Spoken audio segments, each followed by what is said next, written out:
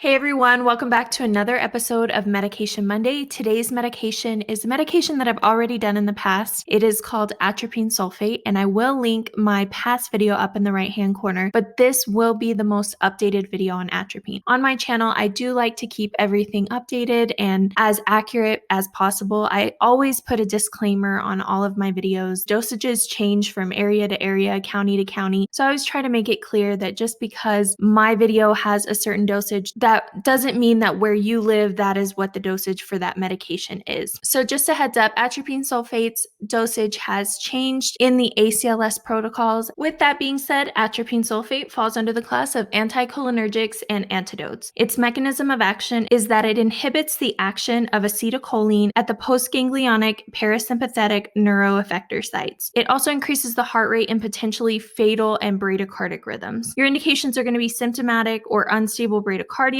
but it is typically ineffective for heart blocks. It is also indicated in organophosphate poisonings, nerve agent exposures, and mushroom poisonings. Before I get into dosages, follow your local protocol, stay within your scope of practice. Your dose for unstable bradycardia, which is the dose that has changed specifically, is now 1 milligram IV or IO every 3 to 5 minutes up to 3 milligrams. It used to be 0.5, so now there is a 0.5 difference, so now it's 1 milligram. Your pediatric dose is going to be 0.02 milligrams per kilogram IV or IO with a minimum dosage of 0.1 milligram and a maximum dosage of 0.5 milligrams. For your organophosphate poisonings, mushroom poisonings, and nerve agent exposures, the adult dose is 2 milligrams IV or IO, and you can repeat this until symptoms abate. Your pediatric dose is 0.05 milligrams per kilogram IV or IO and repeat if needed. Contraindications for atropine: tachycardia, hypothermic bradycardia, narrow angle glaucoma, and bradycardia with acute hemorrhage causing myocardial ischemia. Do not use this in the case of an acute MI where the heart rate is low. A lot of times during the course of a heart attack, the heart rate will be low, and if you administer atropine, it will increase the workload and overall oxygen demand and consumption of the heart, so it could be detrimental to the patient. Adverse reactions can include drowsiness, confusion, tachycardia, headache, blurred vision, pupil dilation, nausea, hot skin, urinary retention, dry mouth, dry nose. Normally in this section, I say just a few side notes, but actually atropine has quite a few side notes. There are many ways that it's supplied, but the most common ways are pre-filled syringes, usually containing 1 milligram and 10 mLs, or they also come in party vials, 8 milligrams and 20 milliliters. Atropine is no longer indicated in PEA or asystole. It used to be, but it is no longer. The only time it would be appropriate